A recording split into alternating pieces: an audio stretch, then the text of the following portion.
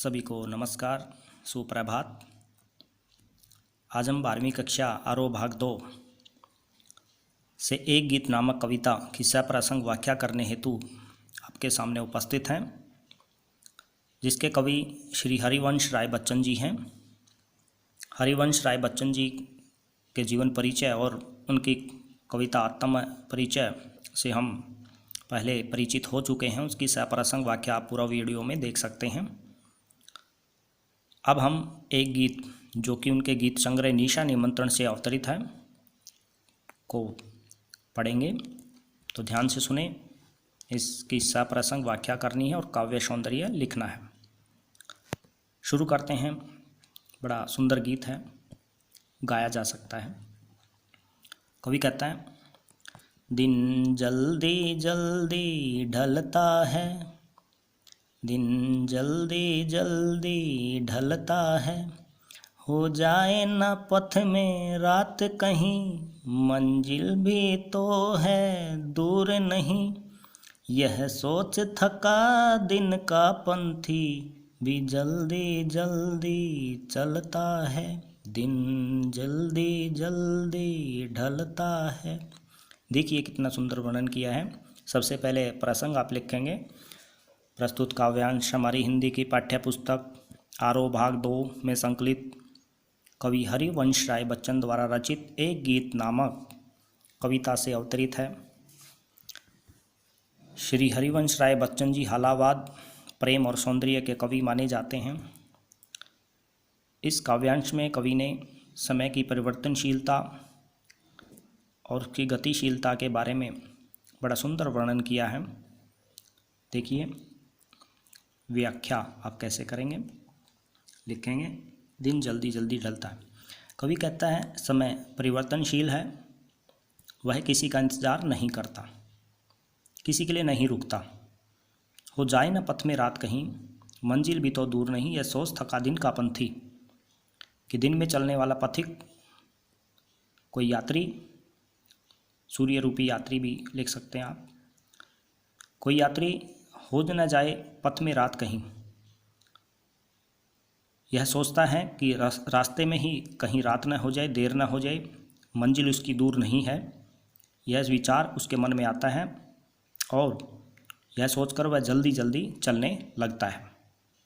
कहने का अभिप्राय है, मानव का जीवन जो है क्षण भंगुर है। हम भी एक यात्री हैं, समय बहुत कम है और तेज़ी से गुजरता है। मनुष्य रूपी जो यात्री है उसको अपने लक्ष्य की प्राप्ति की जल्दी रहती है, कहीं रास्ते में ही रात न हो जाए, इसलिए वह शीघ्रता से अपने कार्य निपटा लेना चाहता है और अपनी मंजिल को प्राप्त कर लेना चाहता है।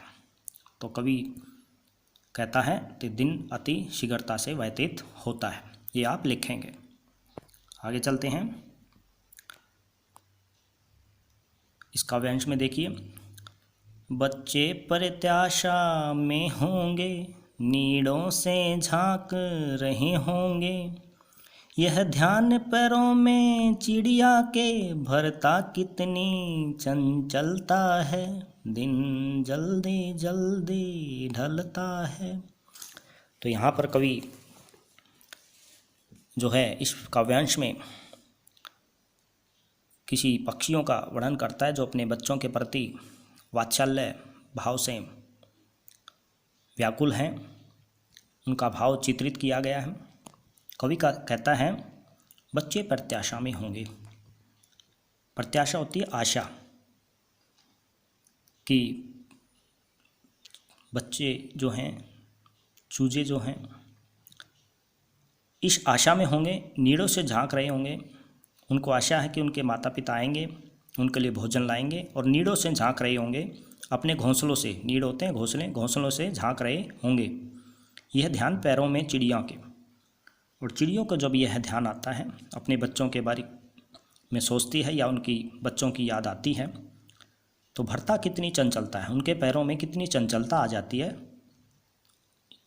अर्थात उनके पैरों में गतिशीलता आ जाती है। वह तेज़ी से अपने बच्चों की ओर उड़ने लगती है। अतः कवि कहता है कि दिन जो है शीघ्रता से व्यतीत हो जाता है। ऐसा सोचकर पक्षी भी अपने घोंसलों की तरफ अति शीघ्रता से पहुंचना चाहते हैं। तो यहाँ दृश्यबिंब का सुंदर प्रयोग आप जरूर लिखेंगे काव्य सौंदर्य में। चिड़ियों के बच्चों के प्रति वात्सल्य भाव चित्रित किया गया है, ये भी लिखेंगे। अनुप्रास, पुनरुक्ति, प्रकाश अलंकार तो है ही, इसमें आप लिखेंगे। जल्दी जल्दी में पुनरुक्ति, प्रकाश अलंकार देखने को मिलता है होंगे, तो ये आप ढलता है, चलता है, यहाँ अनुप्रास अलंकार की छटा दिखाई देती है। तो आगे चलते हैं, अंत में देखिए, मुझसे मिलने को कौन विकल, मैं हूँ किसके हित चंचल, यह प्रश्न शिथिल करता पद को, भरता उर में विह्वलता है, दिन जल्दी जल्दी ढलता है। तो यहाँ पर देखिए, कवि कहता है मुझसे मिलने को कौन विकल, मुझसे मिलने के लिए कौन व्याकुल होगा। विकल होता है व्याकुल।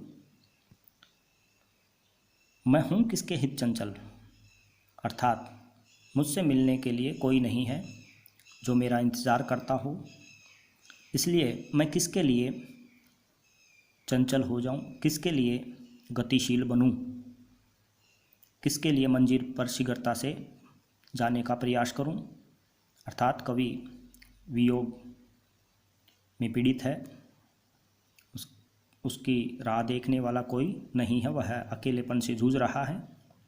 तो प्रश्नालंकार में सुंदर वर्णन करता है कि मुझसे मिलने के लिए कोई भी व्याकुल नहीं है, मैं किसके लिए अपने पैरों में, अपने हृदय में चंचलता लेकर आऊं। यह प्रश्न शिथिल करता पद को, और यह प्रश्न जो है मेरे पद को, मेरे पैरों को कमज़ोर कर देता है, शिथिल कर देता है, सुस्त कर देता है। भरता उर में विवलता है, और मेरे हृदय में इससे व्याकुलता भर जाती है। विवलता होती है व्याकुलता, हृदय व्याकुलता से भर जाता है। दिन जल्दी जल्दी ढलता है। कवि कहता है कि दिन जो है अत्यंत शीघ्रता से व्यतीत हो रहा है, लेकिन उसके लिए कोई व्याकुल नहीं है, अतः वह सुस्त है, जीवन में काफ़ी कमज़ोर हो चुका है। तो यहाँ कवि ने एक काव्य सौंदर्य में आप लिखेंगे, कवि ने किसी यात्री के रास्ते से भटक जाने की ओर संकेत किया है। वह मंजिल पर न पहुंचकर अपने पैरों में शिथिलता लिए हुए है, ये आप लिख सकते हैं। प्रश्नालंकार, अनुप्रास अलंकार, पुनरुक्ति, प्रकाश अलंकार देखने को मिलता है। तत्सम शब्दावली की प्रचुरता से काव्य सौंदर्य बढ़ा है। चित्रात्मक शैली का प्रयोग यहाँ पर देखने को मिलता है, ये आप लिखेंगे। बिंब सार्थक एवं सटीक है। तो ये कविता हमने पढ़ी, इसकी सप्रसंग व्याख्या आप करेंगे। अभ्यास के प्रश्नों और उत्तरों के साथ बाद में हम आपको अगली वीडियो से पढ़ाएंगे। तब तक आप इतना कार्य करें, इनका सप्रसंग व्याख्या और काव्य सौंदर्य लिखें। ज़्यादा से ज़्यादा वीडियो को शेयर करें ताकि सभी बच्चों तक यह वीडियो पहुंच सके और वो इस कविता की सप्रसंग व्याख्या कर सकें। धन्यवाद। आपका दिन शुभ हो।